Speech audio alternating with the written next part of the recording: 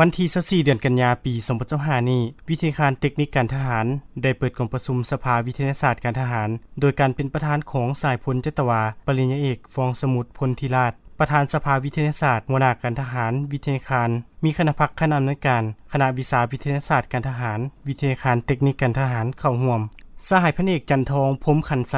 รองประธานสภาวิทยาศาสตร์ผู้ประจำการหัวหน้าห้องวิทยาศาสตร์เทคโนโลยีและสิ่งแวดล้อมวิทยาการเทคนิคการทหารได้ขึ้นผ่านข้อตกลงของวิทยาการเทคนิคการทหารว่าด้วยการแต่งตั้งคณะวิชาการก่อสร้างหลักสูตรปริญญาโทบรรณาเสนาเทคนิคระบบ2ปีในนี้ได้แต่งตั้งสหายพลจัตวาปริญญาเอกฟองสมุทรพลธิราชหัวหน้าการทหารเป็นประธานสหายพันเอกสุดใจหรือไสสมบัติหัวหน้าห้องอบรมเป็นห้องประธานสหายพันเอกจันทองพรหมขันไสรหัวหน้าห้องวิทยาศาสตร์เป็นคณะและยังได้แต่งตั้งสหายพันโทปริญญาเอกธงไสวงศ์ภูเวียงสหายพันโทคำเครื่องอินทิราชสหายพันเอกเวียงเพชรสมมณีสหายพันโทแสงประเสริฐอัมพรสหายพันโทบุญทวีศรีวิไลสหายพันโทแสงจันทร์สุทธิจักรสหายพันโทพวงทองบุญมีไส